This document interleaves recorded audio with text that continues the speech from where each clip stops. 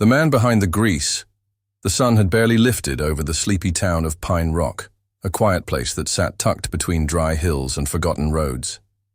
The morning air was still cool, and the streets were mostly empty, save for a few shopkeepers, unlocking their doors and yawning away the last bits of sleep. In a far corner of town, near the faded billboard that once welcomed travelers from the interstate, sat a small, dusty garage with a crooked sign that read, "Grady's Auto Repair. Honest work, fair price." Inside, the smell of oil and worn rubber lingered in the air. Tools clinked softly, and the faint hum of an old radio played a country song that no one really listened to anymore. An elderly man, his back bent and his hands stained with decades of labor, leaned over the hood of a beat-up truck. His name was Grady Ellis, and he had been fixing cars for nearly 60 years. He wasn't fast anymore, and his knees hurt when he stood too long, but he still showed up every single morning, same time, same routine. Grady lived alone in a small apartment, above the garage. His wife had passed away 5 years ago, and his son, well, no one really talked about him anymore. The town folks liked Grady. He didn't say much, but he had a quiet way of making people feel safe. Maybe it was the way he looked you in the eye when you talked. Maybe it was how he never charged more than a job was worth. Most likely, it was because everyone knew he'd give you his last wrench if you needed it. On this particular morning, a strange silence fell over Pine Rock. Not the normal kind. This was the kind of silence that made birds pause mid-song and dogs stop barking. At exactly 9:15, a black vintage Mustang rolled slowly into Grady's driveway. Its sleek, polished body stood out like a sore thumb against the rust and gravel around it. The engine coughed once, twice, then died with a final wheeze of surrender. Grady, wiping his hands on a greasy rag, stepped out from under the truck. He squinted at the car, then at the man who stepped out of it. The man wore a plain t-shirt, jeans, and sunglasses. There was something familiar about his walk, something quiet and careful. He removed his glasses, and for a moment, Grady just stood there. "You're Keanu Reeves," Grady said, as if he were announcing the weather. Keanu gave a small smile, the kind that didn't ask for attention. "I think my Mustang's giving up on me." Grady didn't blink. He didn't ask for selfies. He didn't start talking about movies. He just nodded and said, "Well, let's take a look then." Keanu followed him inside, and the two of them hovered over the hood like old war generals inspecting a wounded soldier. Grady asked a few questions about the sound, the timing, the last oil change. Keanu answered simply. No ego, no entourage. Just a man with a car and a problem. "Leave it with me," Grady said after a while. "Might take a few days. I don't rush things." Keanu chuckled. "I didn't come here to be rushed." As Keanu handed over the keys, Grady noticed the way his fingers trembled slightly. He saw the tiredness behind his eyes. Most people wouldn't have seen it. But Grady did, because Grady had looked into the eyes of tired men his whole life. Men trying to stay strong. Men trying to keep moving. Keanu nodded once more, then left on foot, blending into the town like he'd always belonged there. For the next 4 days, Grady worked slowly, methodically. He replaced the spark plugs, tuned the engine, cleaned the injectors, and rewired a faulty section near the starter. Each night, he sat with a thermos of tea on the garage step, staring at the moon and wondering why a man like Keanu Reeves had come to a place like this. One afternoon, as Grady was finishing the final touch, a small polish to the hood, he heard a soft knock on the open garage door. He turned and saw a young girl standing there. She couldn't have been more than 10. Her dress was too big, and her shoes looked borrowed. "Mr. Grady?" she asked, her voice barely more than a whisper. Grady wiped his hands and walked over slowly. "That's me. Mama says. Mama says thank you for fixing our truck last winter. She says she hasn't forgotten." Grady nodded, unsure what to say. The girl reached into her small coat pocket and handed him a folded piece of paper. "We don't have money right now, but Mama made you this." He unfolded the paper. It was a crayon drawing of a man with gray hair and a big smile, standing next to a bright yellow truck with hearts around it. Written in crooked letters at the bottom were the words, "Thank you for helping us go home." For the first time in years, Grady's eyes watered. That night, he locked up the garage, walked upstairs, and sat at his kitchen table for a long time, the drawing in front of him. He thought about how many cars he had fixed, how many people he had helped, and how little he had ever expected in return. A week passed. Then, just as the town was settling into another lazy morning, a sound echoed through the street, a rumble so deep it shook the gravel. People turned their heads, peeking out of windows, stepping onto porches. A convoy of 3 black SUVs and a familiar Mustang pulled up in front of the garage. Keanu Reeves stepped out, but he wasn't alone. Reporters, cameras, and 2 men in suits followed. Grady, startled, came out wiping his hands. "Did the car break again?" Keanu smiled, but it wasn't the same soft smile as before. This one was different. Proud, emotional. "No," Keanu said. "I came back because I owe you more than a repair job." Grady blinked. "I don't understand." Keanu walked up to him, placed a hand gently on his shoulder and said, "You fixed more than my car, Grady. You reminded me what it means to slow down, to be seen, to be human." A hush fell over the crowd that had begun to gather. "But that's not why I'm really here," Keanu added. "I'm here because there's something you need to see." He turned to one of the men in suits, who handed Grady a thick, sealed envelope. Grady opened it slowly. Inside was a letter and a deed. His hands shook as he read the words. "Effective immediately, this building, this property, and the apartment above are now under your name. Debt-free, tax-free, fully owned. Courtesy of a friend." Grady looked up. The world felt suddenly too big, too bright. "Why?" he whispered. Keanu leaned in and said quietly, "Because people like you're the reason the world still works." And just as the cameras began to roll and the reporters started shouting questions, Grady stepped back, overwhelmed, and stumbled. His knees gave way. Keanu reached out to catch him, but Grady didn't fall. Not yet. Because just then, a voice shouted, from the back of the crowd, a voice no one expected. "Dad? Is that really you?" Grady turned, his breath caught, and his past came rushing back like a flood. The son he left behind, for a moment, everything around Grady Ellis disappeared. The cameras, the crowd, even Keanu Reeves standing beside him, all faded into a blur. All he could focus on was the voice that had pierced the air like a ghost stepping through time. It was the kind of voice that aged in your memory, the kind you once knew so well that hearing it again after years made your knees weak. Slowly, painfully, Grady turned his head toward the crowd. Standing just beyond the reporters, past the edge of the SUVs, was a man in his early 40s, tall and lean with dark eyes that carried years of distance and unspoken words. His beard was trimmed but rough, his jacket worn. He took one step closer and repeated the question in a softer voice, almost afraid of the answer. "Dad, is it really you?" Grady's heart pounded like it hadn't in years.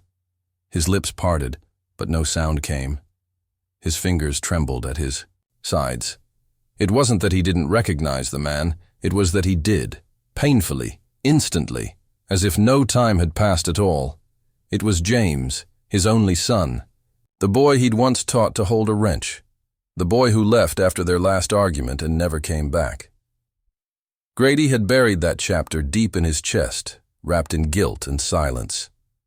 And now, it stood in front of him, alive and waiting. Keanu. Reeves, sensing the shift, stepped back, giving father and son space. The cameras, for once, stayed quiet. No one wanted to interrupt what was happening. Grady cleared his throat. It came out dry, cracked. James? The name hung in the air, like a fragile thread, stretching between two lifetimes. James nodded slowly, his eyes beginning to glisten. I heard about what happened here. I didn't believe it at first. I didn't think you'd still be here. Grady's voice, barely more than a whisper, replied, I never left. There was a long silence, full of all the years they hadn't spoken. Grady had always thought the silence was his punishment. He'd blamed himself for that last night they fought. James had wanted to move to the city, start something new, away from the grease-stained days and the cracked pavement of Pine Rock. But Grady, proud and stubborn, had told him that dreams didn't fill gas tanks, that people like them fixed things. They didn't chase stars.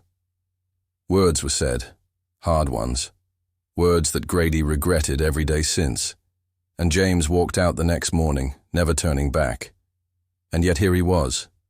Grady took a cautious step forward. He wanted to hug his son, to pull him in and say sorry for everything. But something held him back. Fear, maybe. Or shame. You look good, Grady managed. James gave a small, sad laugh. I've been better. I run a small auto shop, just outside Phoenix. Been trying to keep it afloat. Looks like we both kept at it, huh? Grady smiled weakly, still struggling to believe. The moment. Like father, like son. But James's expression turned serious. I didn't just come to see you, Dad. I came because I'm in trouble. Those words hit harder than Grady expected. He had imagined many reasons his son might show up again. Curiosity, nostalgia, forgiveness. But not this. Trouble? Grady asked, eyebrows furrowing. James stepped closer, lowering his voice. I borrowed money last year. A lot of it, business. Wasn't good, and I was too proud to ask for help. But the people I borrowed from, they're not the kind you ignore. Grady's stomach tightened. He could see it now. The stress behind James's eyes, the weight on his shoulders, the careful way he looked over his back. How bad? James looked down. Bad enough that they followed me here. Grady felt the earth tilt beneath him. All his instincts kicked in. Not the mechanic ones, the father ones. The ones that had slept for years but never died. He reached out, placed a firm hand on James's shoulder. You're not alone anymore. We'll figure this out. Behind them, Keanu stepped forward, concern in his eyes. Everything all right? Grady hesitated. Then he did something he hadn't done. In years, he trusted someone else. Keanu, he said, turning. This is my son. And he's in a bit of trouble. Keanu nodded once, calmly. Then we'll help him. Grady blinked, surprised. You don't even know what's going on. I know enough, Keanu replied. You helped me when I was stranded. Now it's my turn. But things moved faster than anyone expected. The moment was shattered by the sound of screeching tires. Everyone turned as a black sedan pulled up at the edge of the street. It didn't belong in Pine Rock. Too new, too clean. Tinted windows, idling engine. The doors didn't open. But the message was clear. They were watching. James tensed. That's them. Grady's voice turned cold, steady. How long have they been following you? Since Arizona, James whispered. The old mechanic stepped forward, shoulders squared, like a man who had fought too many storms to fear a new one. I've dealt with men like this before. They think they can scare people into silence. Keanu looked between the car and Grady. What do you want to do? Grady didn't answer right away. He stared at the sedan, then at his son, then at Keanu. Something inside him had changed. He wasn't just a tired old mechanic anymore. He was a father with a second chance. And he wasn't going to let it slip away. We're not running, Grady said at last. Not this time. James opened his mouth to protest, but Grady raised a hand.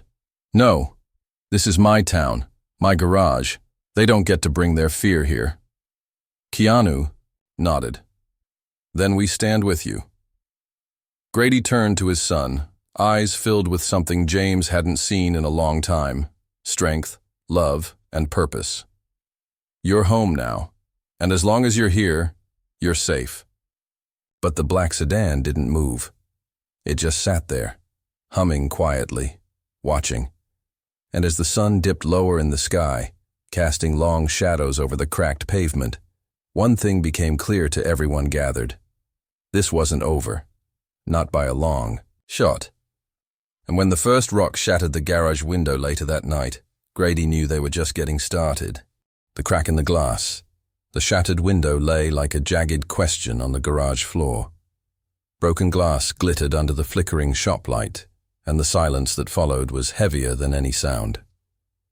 Grady stood still for a long time, staring at the empty frame where the rock had come through. The cold night air slid in quietly, brushing past his face like a warning. James, who had been sitting near the workbench with his arms folded tightly across his chest, shot up at the sound of the crash and now stood beside his father, his eyes wide with tension. Keanu moved closer, his face calm but alert, the way someone looks when they've already decided not to run. The rock wasn't just a message, it was a test of how far they could be pushed before backing down. Grady bent down slowly, picked up the largest piece of the broken window. His hand trembled slightly, but his jaw stayed firm. "Cowards don't knock anymore," he said quietly. James looked toward the darkness outside. "They're not going to stop." Keanu stepped beside them both, gazing into the shadows of the night. "Then we don't stop either." Grady set the glass down carefully, then turned to his son. "You said you owed them. How much?" James exhaled. 50,000. Grady didn't flinch, but the number hit hard. 50,000 wasn't just a debt. It was a noose. Especially to the kind of people who didn't believe in late fees, only threats. For a small-town mechanic, that was the kind of money you didn't see in your lifetime unless it was tied to heartbreak. And yet, despite the number, Grady didn't ask why or how. He didn't scold or sigh or look away in shame. Instead, he nodded once, as if he'd already made peace with the size of the mountain they had to climb. "You ever tell anyone?" Grady asked. James shook his head. "No. I was ashamed. I thought I could fix it alone. But they came after my shop, threatened the customers. I had no one left to trust." Grady's voice softened. "You still had me." James looked away, blinking hard. Keanu, meanwhile, stepped back inside the garage and began cleaning up the glass. No words, no show, just quiet help. That was the thing about Keanu. Even without a script, he seemed to know the role he needed to play. A few minutes later, Grady and James joined him, sweeping the rest of the shards. The night grew colder, but no one moved to close the broken window. It was as if they wanted the cold to remind them of what they were up against. Later they sat around a small heater in the back of the garage, sipping coffee from mismatched mugs. The sound of silence lingered like static. "I don't have the money," Grady said eventually, "but I have something else." Keanu glanced up. "What do you mean?" Grady leaned forward. "This garage has been around for 60 years. It's seen everything: weddings, funerals, war vets, runaways, even that dog that used to chase mailmen until he lost a tooth. People trust this place. They trust me. And maybe, just maybe, they'll trust you too." James frowned. "What are you getting at?" "We fight back the only way we can," Grady said. "Not with fists, not with fear, with community, with purpose. We take everything we know, every favor we're owed, every friend we've ever helped, and we build something." Keanu nodded slowly, already catching on. "A fundraiser." Grady's eyes twinkled faintly. "Something like that. But not just any fundraiser. We make it loud, make it big. We turn this place into a memory people want to be part of." James looked doubtful. You think people are going to come out for a mechanic's garage? Keanu gave a small grin. They're not coming out for a garage. They're coming out for the man who gave away free repairs. To single moms, who fixed a preacher's old van in the middle of a snowstorm, who stayed open late just to help someone get to their graduation on time. People remember that kind of thing, James, especially in a town like this. And so, the plan began, the next morning, while the black sedan still loomed quietly across the street like a shadow refusing to fade. Grady, Keanu, and James got to work. The first person they called was Marlene from the diner down the road. She showed up with flyers before breakfast. Then came Jeremy, the high school shop teacher, offering to bring his students to help clean up. A few hours later, a local radio host showed up with a microphone and a story to tell. Word spread fast. Maybe it was the Mustang parked out front, or maybe it was the whisper that Keanu Reeves is helping old man Grady with something big. Either way, people began to take notice. They decided to call it the Day of Gratitude, a single-day event at the garage where every service would be pay what you can. Every dollar raised would go towards saving James's shop and keeping the threats away.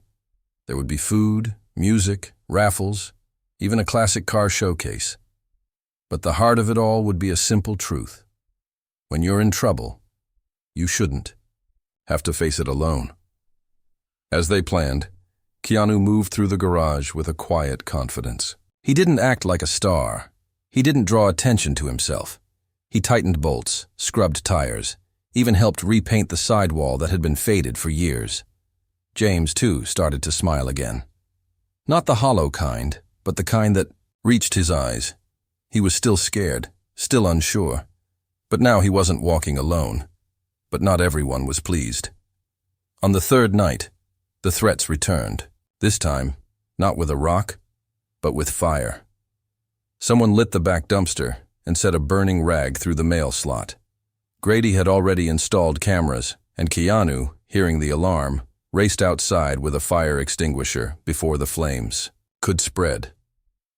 They put it out, but the message was clear. They were watching, and they were losing patience.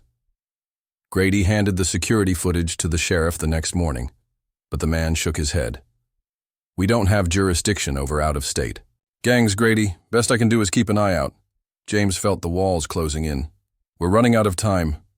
But Grady, standing in the light of dawn with his hands stained in soot and his eyes still clear, said, Then we make every second count.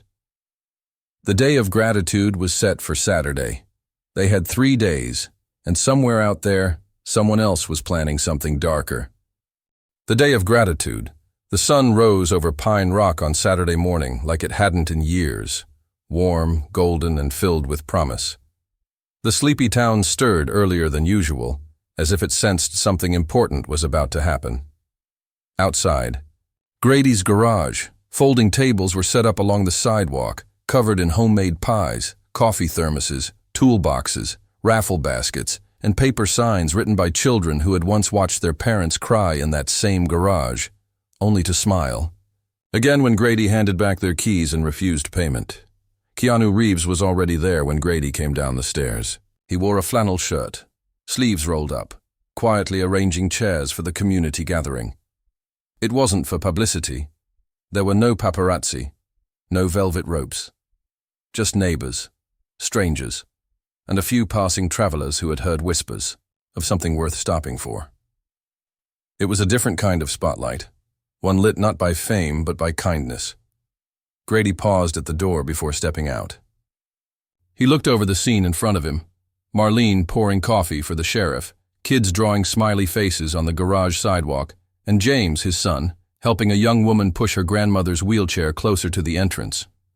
For the first time in what felt like a lifetime, the old mechanic felt a soft stirring inside him, not pride, but peace.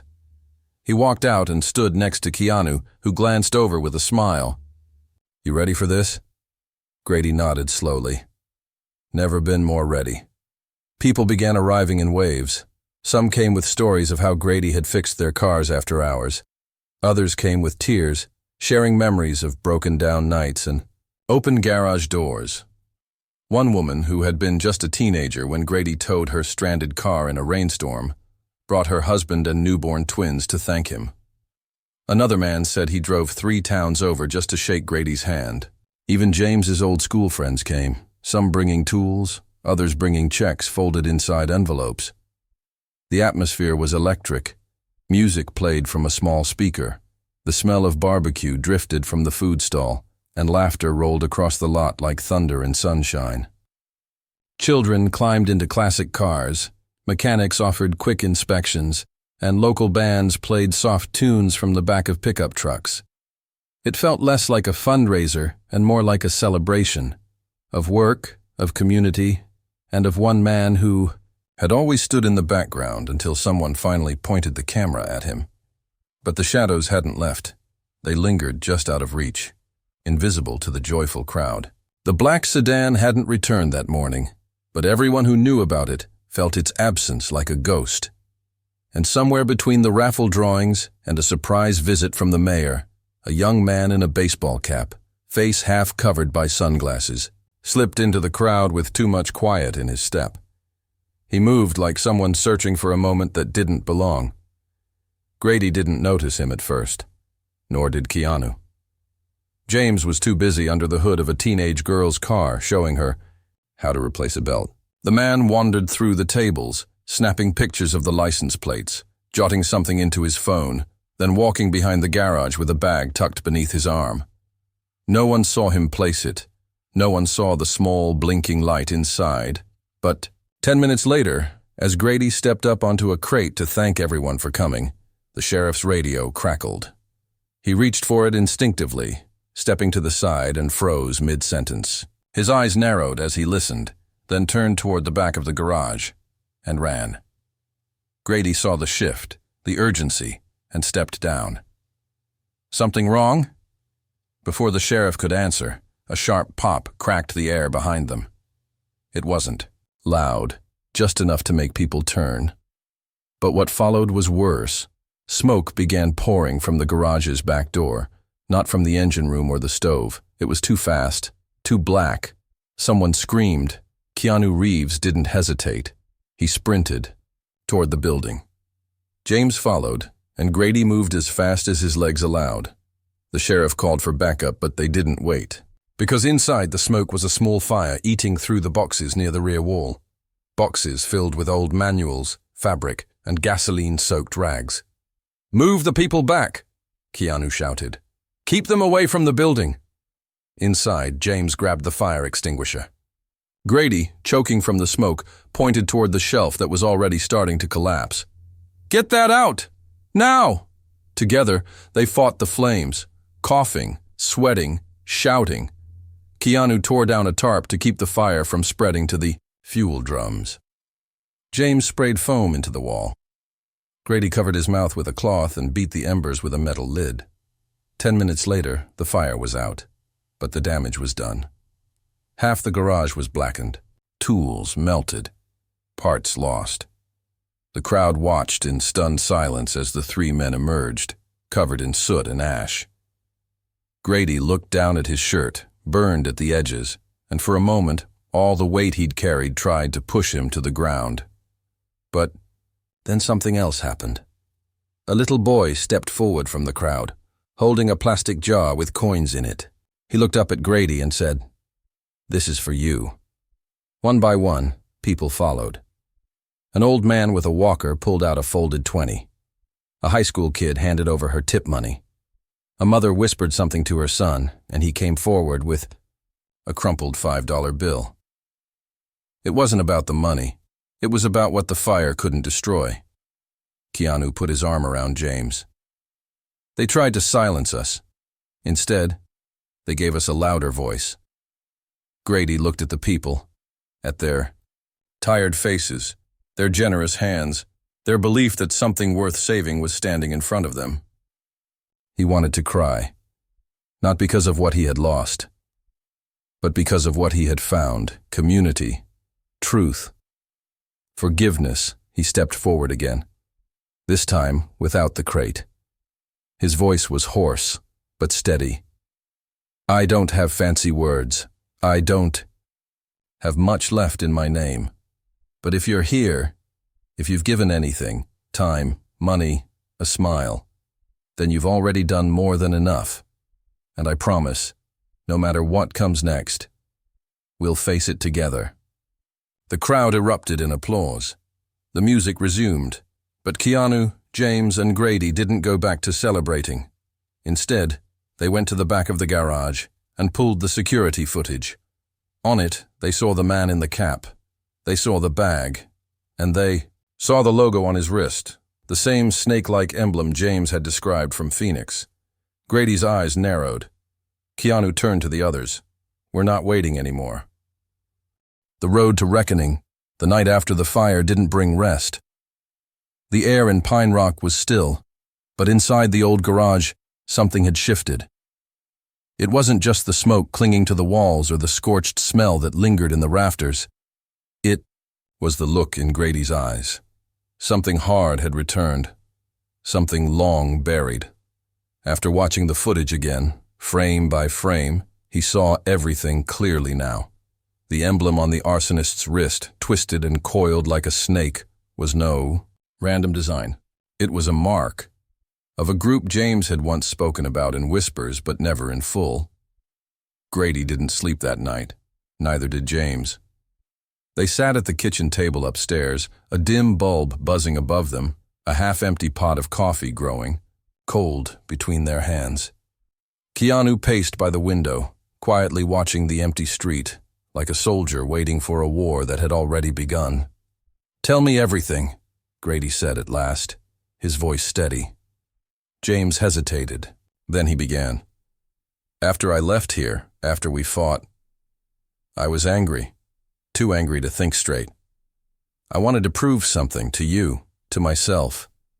I started working shops around Phoenix. Didn't pay much, but I made it work. Until one day, I got approached by this guy, slick, all smiles, promised cheap loans for small businesses. Said he helped people like me build from nothing. I believed him." He paused, rubbing his temples. "I didn't realize until it was too late. He wasn't helping me. He was owning me." Grady leaned forward. "The emblem on his wrist, the snake. You said they had a name." James nodded. "They called themselves the Coil. They run a network across a dozen states. Money laundering, fake loans, intimidation. You take their offer, they own your inventory, your tools, your name. And when you can't pay, they take more. Some lose their homes. Others disappear." Keanu stopped pacing. "And you think they followed you here?" "I know they did. They warned me when I tried to pull out. They said if I left Phoenix, they'd find me. Said they don't forgive debt." Grady looked at his son, his only son, and saw not weakness, but someone who had carried pain for too long without help. "And now they're here, hurting this town, setting fire to our lives." Keanu walked to the table. "We don't wait for them to strike again." "What do you mean?" James asked. "We take it to them," Keanu said. "We go to Phoenix, find the base, cut the route." Grady raised an eyebrow. "And do what exactly? We're not vigilantes." "No," Keanu said, his voice calm but firm. "We're men who believe in justice, and we're not alone anymore." Early the next morning, while Pine Rock stirred with fresh repairs and whispered stories of the fire, Keanu and James loaded up the Mustang. They didn't make a scene. They didn't bring cameras. Just a folder with the security footage, a printed image of the man with the coil tattoo, and a list of names James remembered from the group's early meetings. Grady didn't go with them. His knees wouldn't carry him far, and someone needed to hold down the shop. But before they left, he pulled James in and hugged him, not the awkward kind they used to share, but a full embrace, rough and filled with unspoken love. "Bring the truth back with you," Grady whispered. "I will," James said. The road from Pine Rock to Phoenix stretched long and dry, framed by desert and silence. The Mustang rumbled beneath them, steady like a heartbeat. James hadn't been back in over a year. The closer they got, the more the city skyline made his hands sweat. But with Keanu beside him, calm as ever, his fear didn't take over. It stayed in the back seat, where it belonged. They started with a shop James once worked at, a small garage, on the city's edge. It had changed ownership, but one of the older mechanics still remembered him, and he remembered the coil. They moved up the chain, the man said. Not just garages now. They run storage units, auto auctions, even a used car dealership near the canal. Flashy place. They call it Venom Motors. Fitting name, huh? Keanu took a note. They run it directly? The man shrugged. Indirectly, but you'll find their boss there. Big guy, goes by Silas. The name made James pale. He's the one who recruited me, he said. He won't forget my face. Keanu nodded. Then, he needs to remember who you really are. They found Venom Motors 2 hours later, sleek building, tinted windows, black banners with snakes on them, luxury cars parked in a tight row outside. Inside, the showroom glowed with false charm, shiny. Flaws, fake grins, and security guards who looked like they had more muscle than sense. Keanu and James walked in like they owned the place. They didn't have weapons. They didn't need them. They had something heavier, evidence, names, and years of unfinished justice. A receptionist greeted them, then tried to stall them, then made a call. 10 minutes later, Silas came out. He was larger than James remembered. Suited, sunglasses indoors dripping with arrogance. He stopped when he saw James, then smiled slowly like a wolf remembering old blood. Well, well, Silas said. Thought you'd be dead or desperate by now. You'll get your answers, James replied. But we need a word. Now. Silas laughed. You think you walk in here after running out on your deal and make demands? Keanu stepped forward. We're not here to argue. Silas looked him over, frowned. You look familiar. I get that sometimes, Keanu replied evenly. Inside the back. Office, things changed. James laid the folder on the table. Inside, footage of the arsonist, photos of the burned garage, written accounts from others in Pine Rock who had been harassed. Silas stopped smiling. He picked up the folder, flipped through it, and that's when Keanu said quietly, We know. You've got your hands in the coil, and if one more toe crosses into Pine Rock, the media gets this. Every news outlet, every government contact I have. And believe me, I have more than a few. Silas looked up, calculating. You wouldn't, he said. Try me, Keanu said. For the first time, Silas looked unsure. Not scared, but hesitant. You don't know who you're dealing with. No, Keanu said. You don't. Before they left, Keanu turned and added, This is your one warning. Pull back, or we go louder. Silas said nothing. They walked out. But something happened before they reached the car. James's phone buzzed, a number he hadn't seen in years. No name, just a message. They know you're here, and they're not done with your father. James turned to Keanu, voice sharp with panic. They're going after him. Keanu's expression shifted. Without a word, they ran for the car. The road back to Pine Rock never felt longer, but what waited at the garage would test everything they thought. They knew because when they arrived, the front door was open and Grady was gone. The last spark, the Mustang roared through the outskirts of Pine Rock, tires screaming on the old roads as the sun dipped behind the hills. The town blurred past the windows, silent homes, sleepy porches, rusted fences. But neither Keanu nor James noticed. Their eyes were locked ahead, hands tight on the wheel and dashboard, hearts pounding against time. They had made it back, but the garage was open. Grady was gone. And that one message, "They're not done with your father," echoed louder than the engine. When they screeched to a halt, James was the first out. "Dad?" he shouted, rushing inside. The office light was on. The coffee was half full. His flannel jacket still hung on the back of his chair, but there was no sign of Grady, no note, no struggle, Just silence and a faint smell of motor oil mixed with something else, something colder. Keanu entered behind him, phone in hand. "We don't call the cops," he said quietly. "They won't get here in time." James turned, chest rising, and falling like a drumbeat. "What do we do then?" Keanu held up his screen. "We track the number that sent the message." A few taps later, he had coordinates. A location pinged on the edge of a quarry just north of town. An old scrapyard, abandoned. For years, mostly forgotten. But perfect for those who needed a place no one would question. "They've got him there," Keanu said, "and they want us to come." "Then we go," James replied, without a blink. The drive was short, but felt endless. The air outside the windows changed. Thicker, quieter, as if the night itself was holding its breath.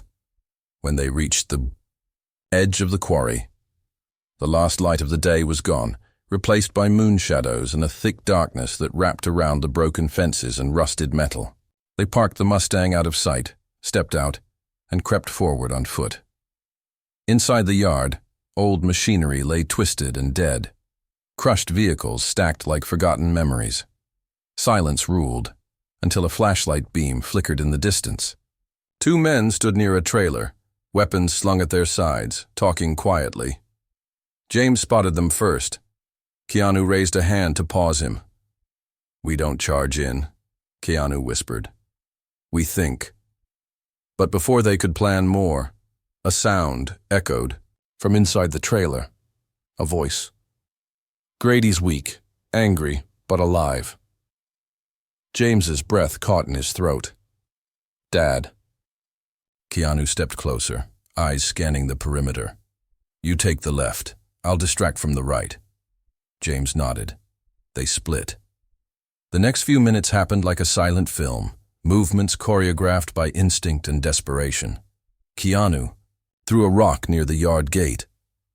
When the guards turned, James slipped behind the trailer, heart thundering, knees nearly giving way.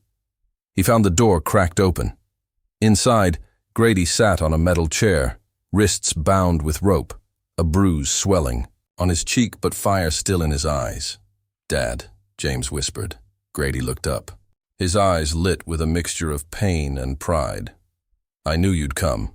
James cut the rope, helped him stand. "We're getting out of here." But as they moved for the door, it burst open. Silas. He stood there, arms crossed, a pistol in one hand, and behind him, the man with the coil tattoo from the garage footage. They weren't surprised. They were waiting.